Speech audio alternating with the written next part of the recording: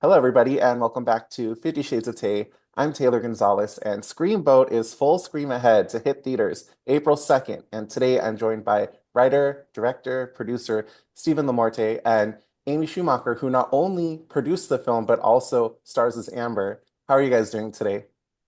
We're great. Thanks for having Yes, us. thanks for having us. We're doing very well. Excited to talk about the movie. Oh I my, love your Screamboat Willie there in the back. That's so cool. thank you so much. It's hand painted, isn't that crazy?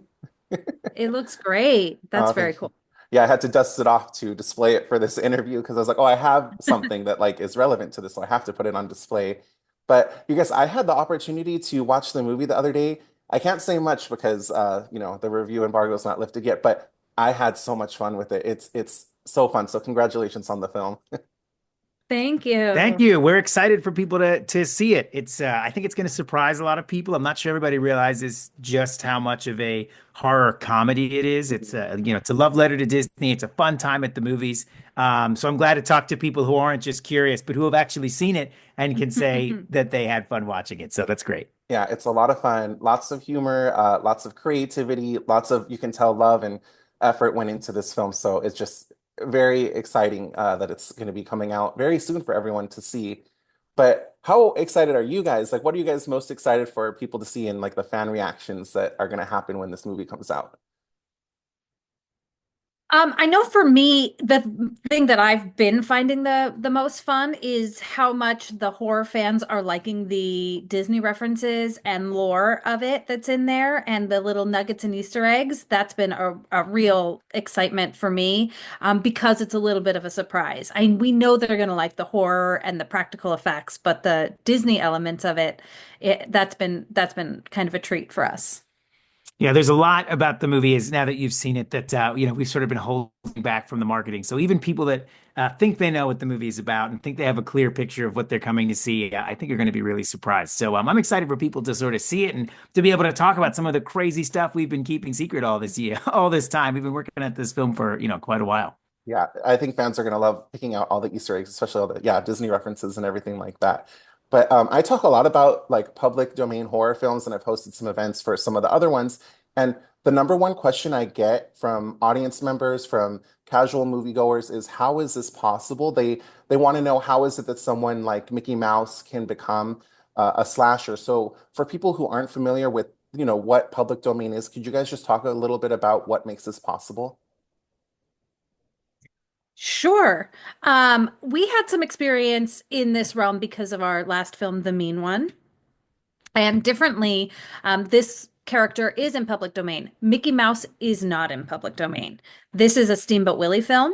And so we spoke with a lawyer, we worked with a team to make sure we were really honoring the character and the story behind the character. And that's why you see so many references. It's also why we stayed true and worked with our lawyer to make sure he's always black and white. He always has his hat. He cannot speak because they were silent, all of those other details. But, Stephen did a lot of work and thought into that. So, It was also built into the script. I mean, Amy hit the nail right on the head. A lot of it came down to our preparation and how the script was crafted and how the character was sort of reimagined. Because you have, a certain amount of time. I believe it's, almost 100 years after the thing comes out that you're able to start using it and manipulating it and changing it. So those guidelines for a character that's still very much in use are pretty strict. Not everybody follows them to the letter for sure, but we have big wide aspirations for our film, and that's why we've sort of tried to stay really true to this is Steamboat Willie and sort of going by the rules because we don't want to ruin or denigrate this character. We love this character and mhm. we want to really do it, and we don't want something like someone to get the wrong idea that we're trying to ruin it or trick people into thinking it's an official Disney thing or have a kid watch it by accident. Like that's not our intention. Our intention is to do this version of the character, do him justice, do him right, and have as many people see it as possible. In addition to that, it was really important to us that we didn't make a slasher film or a horror film where we just used the IP Mhm. to make the movie. And so then it could be any slasher movie, it could be anything. We wanted to make a creature who lived within the realm of the Steamboat Willie story, the like I said, the lore is in there, the elements of the movie. It is a Steamboat Willie movie. It's not we put the IP on an existing horror film, Right. if that makes sense. No, it totally does. And watching the film, you totally see that effort as well. So Love it. I love New York, It's which is so where, helpful that you've seen it. Yeah. yeah, I love New York, which is where the film is set. And I was so curious, how did you guys end up filming on the Staten Island ferry, and what was that experience like? Oh man, go ahead. Well, I mean, I'm from Staten Island, New York, so I'm a diehard New Yorker, and I've always wanted to make a horror film in the Staten Island Ferry. And I thought, surely I'll never be able to do that because you can't stay on the ferry for more than one ride. Everybody has to get on and off, whether you're filming or just commuting. You can't just ride the ferry back and forth. Everyone has to disembark. But thankfully, Staten Island is my hometown. I know a lot of amazing people there. We partnered with an awesome production team, Fuzz on the Lens, who I actually went to high school with. They're the producers of Terrifier. We found some super awesome supporters of the movie who are Staten Island based, who had access to a decommissioned Staten Island ferry that ended up being our main location for almost the entire shoot. And it was awesome. That's a boat I used to ride. I mean, Yeah. it was only taken out of commission very recently. This is a boat I used to ride, in my childhood. And so the idea that like I have shots of my footage, like photos and pictures of myself and the producers of Terrifier, Mike Levy and Steve Delasala, on that ferry doing like high school skits for the school TV station. And now we get this exact boat is ours to run around and go in the engine room and do all the crazy stuff we got to do is fantastic. You can really feel the history and see. I mean, it's a real boat. We're really there, and I think in the movie you can feel it because we felt it. There's a lot of stairs, and it's Yeah. a huge boat. Well, as an actor as well, the boat in and of itself feels like a character in the movie, but as an actor, you're in a scene and you're trying to play the environment and play the circumstances, and the boat itself lended itself so much to feeling all of that because it is creaky, it is dirty, it does have history. Like you can feel it in the walls, you know what I mean? You can feel like a presence in the engine room or wherever we were, that it felt like, oh, I don't have to play the fear of standing on top of the roof of a ferry. I'm standing on the roof of a ferry in the middle of the night, so that was really exciting as an actor as well. Oh, that is awesome. That sounds like so much fun. How early on in the development process did you guys know that David Howard Thornton would portray Screamboat Willie? And what was the collaboration process like when bringing this version of the character to life? Um, we had David signed on, super stoked and very excited before the script was even written. So we worked with him on the Mean One, and we loved working with him. He's such a joy and a pleasure to have on set. And the skill that he has to be in the prosthetic makeup and still emote and create character and have this energy come through, we knew he was going to be perfect for it. So we approached him as soon as we had the idea that we were doing this. We approached him and he was all in, 100% on board. So as we were writing the script, Steven was writing the script and we were developing it, we had him in mind. And so when we were creating the look of the character and all of the different elements, they were building it to David's, head and his face and all of that. And then in development, we wanted to make sure that the Steamboat Willie character was portrayed in the energy David wanted to bring to it. So even though in some elements we had to use a puppet to stand in for David, we wanted to make sure the puppet was behaving like David or bringing David's elements to it. Yeah. Definitely. And there's also a side of it too where once you have Art the Clown to play Steamboat Willie, that definitely changes the lens through which we create this character. Because obviously we want to do Steamboat Willie justice, but he's our version, right? He's mischievous, he's miniature, but he's also murderous. Like this is new for this character.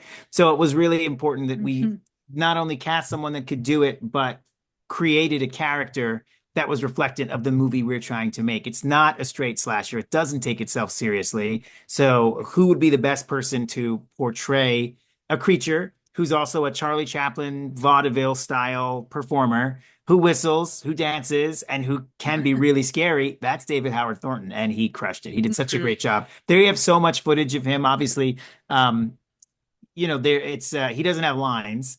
in the film. Maybe it's not obvious, but he doesn't have lines. He's not allowed to speak, but that doesn't mean he's not communicating. It doesn't mean he's silent. It doesn't mean he's not performing. So there's a lot of things that didn't make the final cut of the movie, whether they be kills or other scenes or different variations, where it's a lot easier for us to shoot different versions of what he's doing. We could do a take that's scary. You could do a take that's funny. You could do a take where he's really animated, pun intended. He could do a take that's, really, low key and subtle. So I think the version that's in the movie is great, but there's easily, I mean, there's so much more footage we have of him doing some of these scenes in a completely different way that still totally work. And it's just for me and my own personal library. And in case it's not super clear to your audience, the character in our movie is 3 feet tall. Yeah. So it's played by David Howard Thornton, but he is little. Yeah, and it's so great to see that in the film. The way you guys show that off is so creative and so funny. And like you were saying about David, I think he's so good at what he does because without using any dialogue, you know exactly what his character is thinking, the motivations. He's so expressive and emotive with his face, and I just feel like that's such a rare talent. So to see him in this film and get to show off those talents that he have, uh, incredible. So this film also Well, stars the Posie brothers, which I was so excited to see him in this. Both Jesse and Tyler Posie are in this. How did they get involved with this film, and what was it like getting to work with them? Oh man, Jesse Posie is just a joy. He auditioned and we knew immediately. We had in mind the type of character we were looking for. And then as people audition, a lot of the people that were cast, the second they auditioned, we were like, it's them, 100%. And Jesse was one of those people. And I mean, he was on set almost every day. He worked so hard. He's just brought so much of himself to the character, which is so goofy and silly and funny, but also down to earth and authentic and, emotionally like available. He was really a pleasure. and once we knew that Jesse was such a big part of the movie, there was another role that is currently played by Tyler Posey that we were looking for, and I knew sort of what we wanted, and we knew that there was an opportunity to, man, wouldn't it be great to have both of the brothers in the movie at the same time? And we knew there was an opportunity to connect these two characters.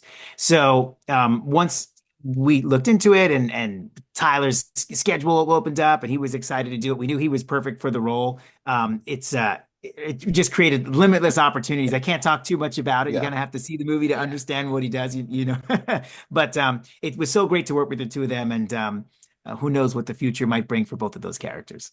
Yeah, so cool. I'm also a huge fan of practical effects and puppetry and filming as much as you can practically in camera. So I was wondering if you guys could talk about some of the stuff. I know we mentioned the puppet, but some of the practical effects that were used when making this film. Well, I mean, the first thing is the blood, just buckets and buckets and buckets, just so much blood. There was so much blood in one of the first big bloody kills. I think it was technically a mistake. We had, we use air compressors and Mhm. gas and things to make some of the blood sort of spray and go where it's supposed to go. And we may or may not have hit the lever a little too hard. So there's one scene that has like way more blood than it's supposed to, which is fine because it turned out amazing. It's the most blood I've ever done in any kills in my career. But it did mean it took like days and a special team just to get the blood out of all the nooks and crannies of the It's boat. still in the, it's It's still in definitely there. still there. Yeah, I mean, Definitely. we had people come to set and they walked into onto the deck and they were like, "Oh my goodness, how did you get all this blood here?" And I said, "Well, that actually came out of a dude. And if you look up at the ceiling and they're like, "Oh my God, what have you done?" And we're like, "Yeah, we did it on purpose. It wasn't an accident." But yeah, so there's lots and lots of blood.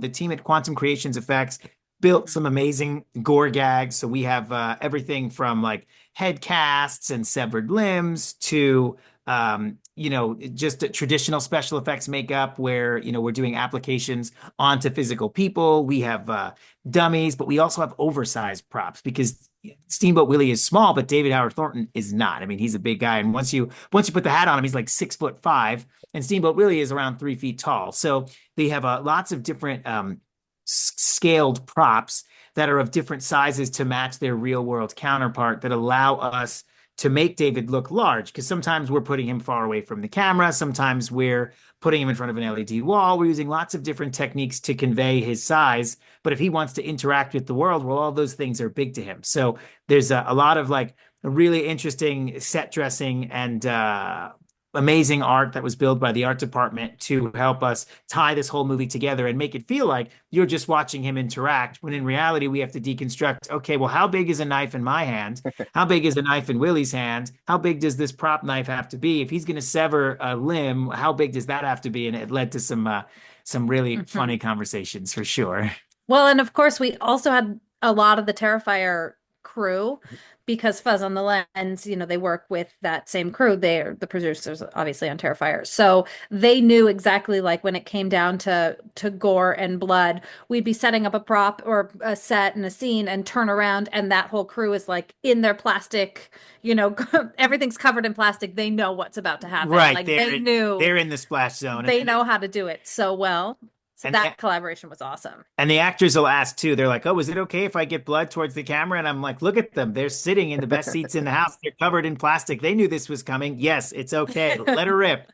Oh my gosh, I love that. I can't tell you guys how much I appreciate practical blood in films. Whenever I see a movie and they use digital blood, it takes me out of the film. I don't know if it's like that for you guys, but I just appreciate all the practical stuff. It really does add to the experience of watching a film like this.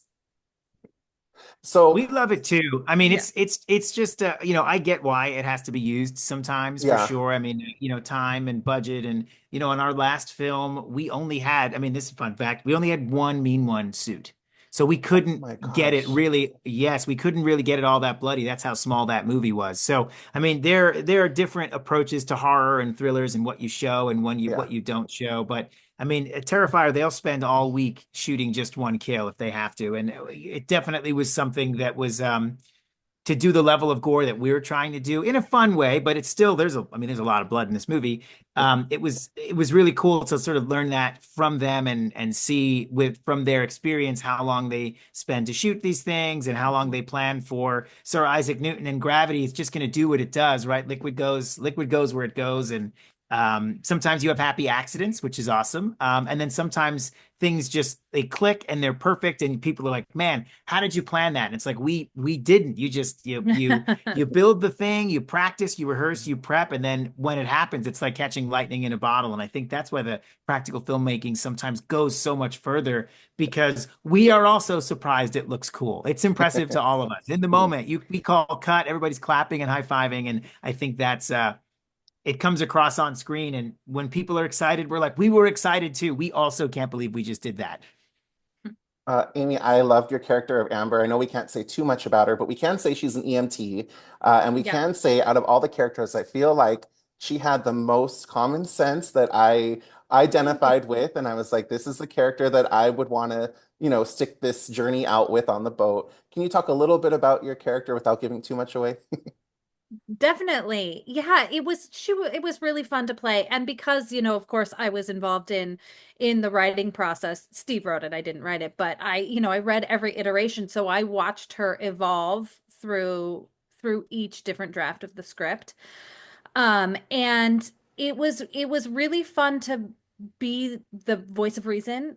And I feel like Amber's goal is to help and save as many people as possible with, a big bleeding heart, but also that like toughness of being a New York EMT. And so playing that juxtaposition of vulnerable and emotional and wanting to help, but also being able to like put her foot down and drive through and fight, that's just so fun to play. And it was exciting to, be in a film and be within the script with other actors where we all had a cool arc. We all had a place we started and a place we got to finish, and a full rounded story. We're real human people, like with backstory and life. And, Amber's tough. And I got to go, toe to toe with Steamboat Willie. Ah, so fun. This movie, as odd as this sounds, with the subject matter of the film, really makes me want to go back to New York. It's been far too long since I've been there. If Mhm. someone is planning their first trip ever to New York, is there a place that each of you would recommend someone has to check out during their trip? Well, first of all, you have to ride the Staten Island ferry. That Hmm. goes without saying. You definitely got to ride the Staten Island ferry. I'd encourage you to ride it around sunset, right? Try to get a seat outside if you can. Both directions, it's like the best view of Manhattan. You can see the Statue of Liberty, you can see Ellis Island, you can see other boats and weirdos going by. I mean, it's great. It's super fun. Oh my goodness, I It's have like free. it's free, which is great. Because there's some stuff when you get too close to it, it's not nearly as impressive as seeing it kind of close. Like the Statue of Liberty is amazing to stand at the foot of it, but it's really cool to see the sunset behind it, and you can if you catch it at the right time. I really love the High Line. To me, that park is Oh amazing. yeah. I love the High Line. Obviously, the 9/11 Memorial is something everybody should see. And I think and Grimaldi's Pizza is like some of my favorite Mm. for sure. You got to get Grimaldi's Pizza and catch a Broadway show. Any of them are great. Like do it. Amy, you're not from New York. I'm What are not from your New York, so it's a little bit different for me. I mean, being married to Steven, I've now ridden the Staten Island Ferry a million times, but definitely not as many as him. And when you're pulling away from Manhattan in the evening and, standing on the back of the boat and watching it get smaller and smaller, it really is beautiful. And seeing the Statue of Liberty from the Staten Island Ferry, like it feels like something really special to do, like very much a tourist thing to do, but it that's really cool. But because when I'm there, I'm a tourist, I want to see Times Square and stand in the middle of the street and and look at the all the lights and do Rockefeller Center and oh but at you showed Christmas? me, Yeah. yeah, you showed me the High Line. The High Line is very cool. Oh, that all sounds But so fun. you just take it to Staten Island and then you get back on the boat and Well, hold on. you Staten go Island back. has got You some don't museums. It's got stay on parks. Staten Island. Staten Island has amazing Italian food, some of the best Italian food you'll That's get true. anywhere in the tri-state area. So don't knock Staten Island. Okay. I'm fine. Have a snack and then go. Oh my gosh. Yeah, I definitely need to go. The last time I was there was about 5 years ago, 6 years ago, and it was Black Friday, and I was in Times Square. It was Oh my Oh, God. crazy. It was so crazy. yeah. It's a magical place where nightmares and dreams come true depending on the day. I Yeah. think if you see the movie and then go ride the ferry, it'll be a whole new experience. Oh my gosh, how cool would it be to have like a screening of the movie on the ferry? That would be awesome. Trust me, if you think we're not already trying, Okay, all right. Okay. It's a balancing it's act. You very want to challenging. look, the movie's a big screen Yeah. cinematic throw ride. You want to go and see it on the biggest screen possible and loud. But man, if you were to see it on the boat while it's rocking, whew, That'd be so cool. that'd be next level. Because you can, I mean, all of the locations, the boats, the new boats don't look like the boat in our film, but all those locations are on every single ferry. Mhm. So I'm not suggesting people go down to the engine room or the roof. Those are off limits. Don't bother the captain. But you can go to the lower decks where Pete and Selena have their conversations. You can go to like a lot of those exterior areas, the upper levels. I mean, they're the same on every boat because a commuter ferry is it's benches and it's outdoor areas. So you really, if you really wanted, you could probably, as a member of the public with no trespassing, do at least half of the movie reenacted by yourself. And actually, the when you see it, it's not a spoiler. There's a ferry terminal scene, and the we shot that on the Manhattan side in the ferry terminal at like 4 a.m. Oh So wow. we're really in there. And So the that could park, be part of it. and there's parks at, the Battery Park is in the movie at one point as well. So, I mean, all of these, there's lots of places. If you wanted to do, if they start doing a Screamboat walking tour, they Mhm. definitely could start at Battery Park, get on the boat, visit many of the locations, um, probably get drunk and do it at 4 o'clock in the morning. And, Yeah. they'd fit right in. Oh my gosh, incredible. Well, Stephen and Amy, I can't thank you both enough for being here today. I really appreciate your time. And Screamboat Willie will be in theaters starting April 2nd. And my advice, which is something Stephen you just mentioned, is see it with as many friends as you can, see it in a crowded theater. I'm a little jealous. My first time seeing it was at home alone when, I can just imagine the audience reactions to some of these creative kills and scenes and stuff like that. But thank you both so much for being here. I really appreciate it. And congratulations on the release of the film. Thank you so Thank you. I much. appreciate it. Thank you. Bye. Bye bye. Bye.